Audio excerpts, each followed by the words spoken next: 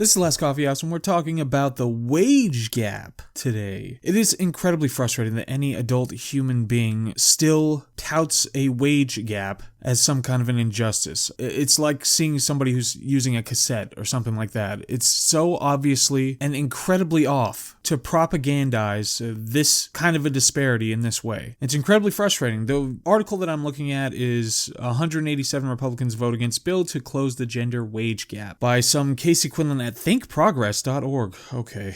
But I don't really care so much about the article. It's about some Equal Pay Act that they voted against. Of course, and this always has to be pointed out, it's already illegal to pay men and women differently based on their gender. That's already illegal. First of all, of course, let's establish that the wage gap, first, is not a wage gap. It's an earnings gap. It's just the average earnings of men and average earnings of women. And women, on average, earn less. So the whole question is, how do you explain that? How do they earn less? And there are so many reasons that it suggests that if you controlled for all those reasons, there likely would be a reverse problem here, that these wages are being buttressed by some artificiality, but you'd have to do the math. So what are the controls that would be necessary? Of course, everybody knows. That's why this has become propaganda. It's not a genuine argument. Nobody's approaching from one side, genuinely trying to have a conversation about what they believe is an injustice. They're using it as propaganda to try to get something. So let's list some.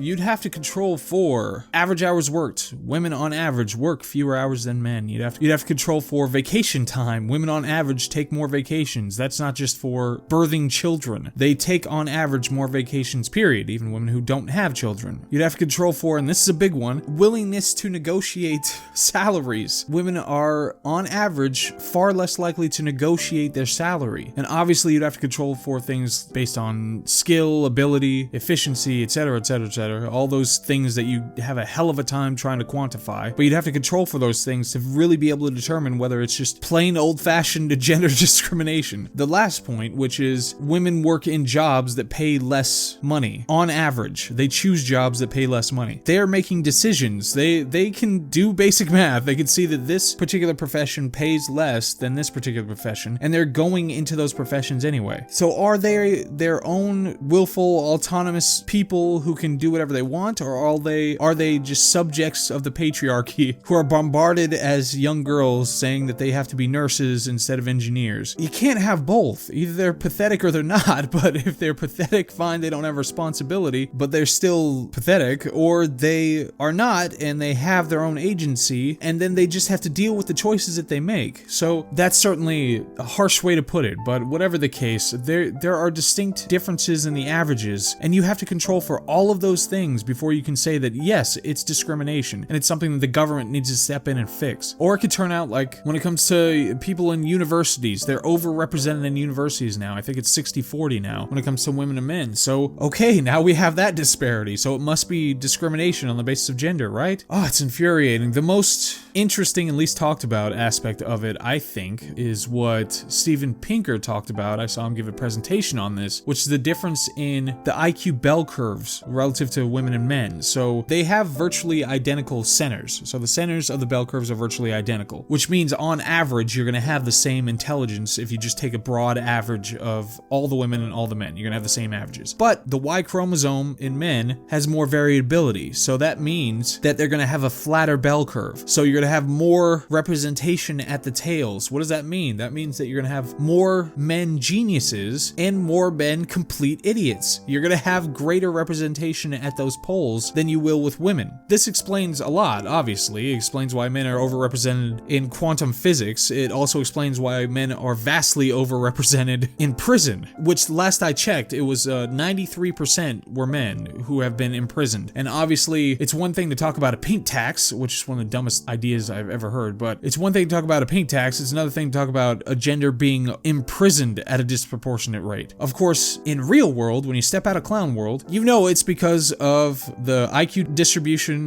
the way that the bell curve is structured for men. You're going to have way more complete idiots with very low IQ who are going to do really stupid things. Plain old testosterone obviously has a large association with aggressiveness. There's also certain genes that when you have representations, when it comes to just plain old testosterone and the distribution on the IQ bell curve, that makes sense of the fact that there is vast overrepresentation of men in prison. So you'd have to control for all those things before you could say that it's discriminatory. Now, with the wage gap, they don't bother to control for anything. Most people, what I hear them talk about out there in the world to talk about the wage gap, they think it's just you compare one man to one woman, any given job anywhere, and you're going to find a 20% disparity between them, which is absolute nonsense. It's completely an average of just the plain earnings. You have to institute all those controls to be able to determine whether it's discrimination based on gender or not. And people are not willing to do that kind of work because it's not about figuring out what's true. It's about propagandizing different aspects of information so that you can get something out of it. And by the way, Obama's White House, Obama himself specifically trotted out this number and used it in this way multiple times. So he's 100% not off the hook for this. It's complete, as much as people want to use this term of fake news, it's absolutely fake news. It's an abuse of people's lack of understanding about statistics and the way they work. So they can gain something when it comes to politics. Oh, it's so ridiculous because they have to sell you the sickness so they can give you the cure. So they can say, look, I've got the cure too. Look at that. That's lucky. Just like with religion, you're a fallen, horrible terrible human being who's going to die and go to hell. So I am going to save you by giving you this. You're sick. Here's the cure. And that's what they have to do. And that's what this is. It's the propaganda of saying this general thing. I've never seen, there's only one study I've seen that actually made an effort to put in some serious controls to determine whether there was a pay disparity in genders. It's the best one I've seen. It was specifically related to nurses. And still, they left out very important controls like whether there was negotiation or competence in the work or whatever else. I mean, when it comes to negotiation, that is their fault for leaving that one out. That one would have been pretty easy to figure out whether there's any negotiation and pay raises. But when it comes to like competence, there are only very crude ways that you can figure that out, like incidences of being disciplined and the rate of discipline, the kind of discipline, how they responded to the discipline, how they get along with coworkers, all that sort of stuff. All those things would come into one competence. And it's more easy to see competence when it comes to like a sales position or something like that than it is when it comes to like nursing. It's like, did they not kill anybody? It's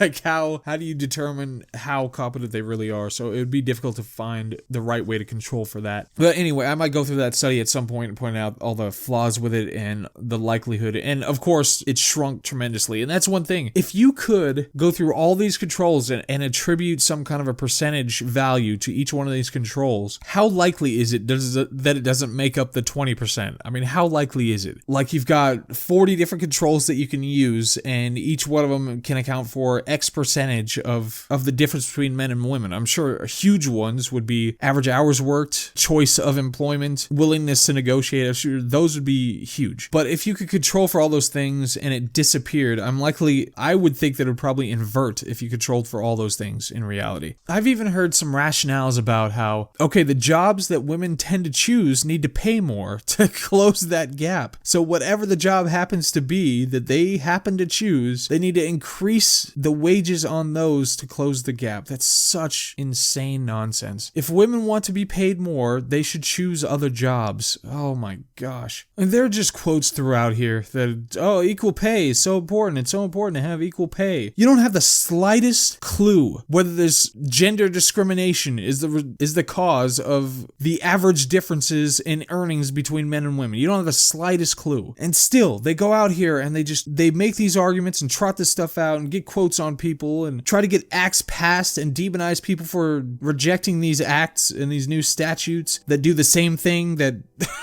that the other statutes do. Oh my god, it's so ridiculous. So there's one quote: you have to pay people the same if they do the same job and have similar education, experience, and performance. You can qualify their personal performance, but it has to be fact-based. Oh great, so you know that it's not a 20% gap because you controlled for all those things, right? No, of course not. Didn't even look at it. They're just talking about this Equal Pay Act. Didn't even consider looking at this wage gap and controlling for at least education, experience, and performance. Didn't even think about it. Just use this number for propaganda propagandistic reasons. And here's another. According to the Institute for Women's Policy Research, it will take until 2059 for women to reach pay parity if change continues at the current pace. Black women would have to wait until 2119 for equal pay, and Latino women until 2224. So they could do basic math like that, just using the rate of change up until then, but they can't do basic math like figuring out average hours worked, or figure out how much vacation time they take, or the jobs they choose, or anything like that, and whether that accounts for the difference. If there was pay parity right now, it would be incredibly unfair for men with the current averages when it comes to hours worked, professions chosen, likelihood to negotiate, etc., etc., etc. It would be incredibly unfair, and yet they just talk about it. It's called the Women's Policy Research, so I know you wonder what side of the aisle they come down on, but they just talk about it like it's just completely established, and we just need to take this one disparate mathematical result, and that's all we need to figure it all out. It's absolute nonsense. I can't believe that there are adult human beings who are willing to trot out this propaganda and not be honest or genuine about any of it. I am absolutely waiting for one of these people who are involved in these kind of policies, because this isn't like, just the early stages of we're trying to figure out whether there's injustice in the earnings disparity. This is people who say it's already established, we need a new act, we need a new statute to establish it and rectify this earnings disparity. They've already gone to that point where they already want action. They don't even have the slightest clue what it actually means, but they want action. Oh my gosh, it's so insane. Anyway, that's me. Okay, I need to go through. What am I doing? I have to lab it. Liabilities.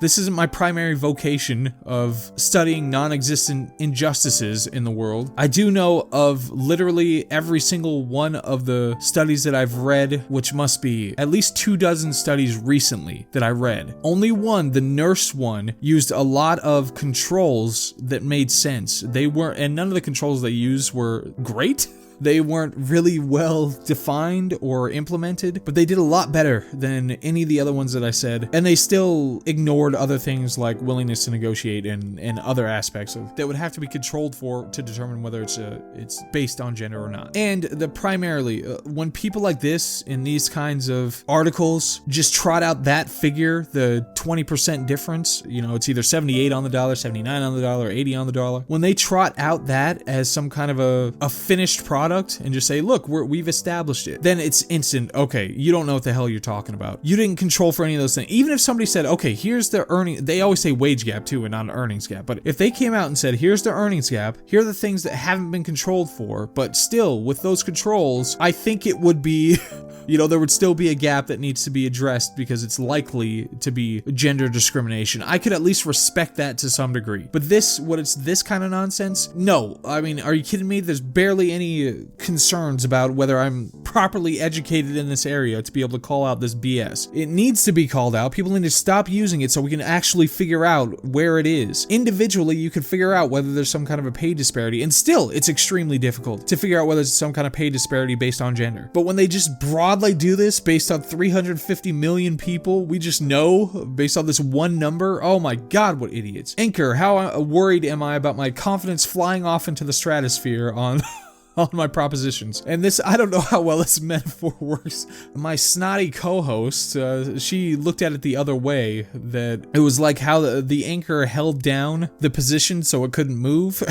And I understand that metaphorical reading, but I meant it as like my confidence in this thing wants to just go off into the sky, and I need to hold it down by something, by some weight, by the anchor that's going to hold me down. Anchor's not a great word for it though, because anchors are supposed to stop you altogether. But whatever it is, so I just like the acronym LAB. I want it to be a Socratic anchor. Socratic weight maybe would be better, but then it wouldn't be LAB, it'd be lub or something like that. So anyway, the weight of the anchor holding down my confidence so it doesn't fly off into the stratosphere is not very heavy. It's like 100 pounds. Again, if people who talked about this thing, they were upfront and genuine about all these different controls that are very important that could explain away any injustice, and by virtue of that would have no even idea of bringing a statute to bear on it, especially since there's already a statute that prevents disparate pay on that basis, then, I'd be concerned about my confidence in trashing this nonsense, but I'm not. So bias, I am a cisgender male, so maybe that could be biasing me in some way or another to say that it's to be disinclined to see the discrimination and gender disparity. But of course, if we just took two numbers and said, okay, those are different, there's a disparity, therefore it must be discrimination, then we'd have much bigger problems for men, because men would be incarcerated, assaulted, and murdered at an incredibly disparate rate, and it must be discrimination against the male gender. So this would be much more important to fix than a 20% difference in pay. Not to mention disparately killed in war, disparately commit suicide. So yeah, we should maybe pay more attention to that than I'm getting paid less because I chose a job that pays less and because I took more vacations and worked fewer hours. Okay, so that's that. That's the last coffee house. That was a rant, but there you go.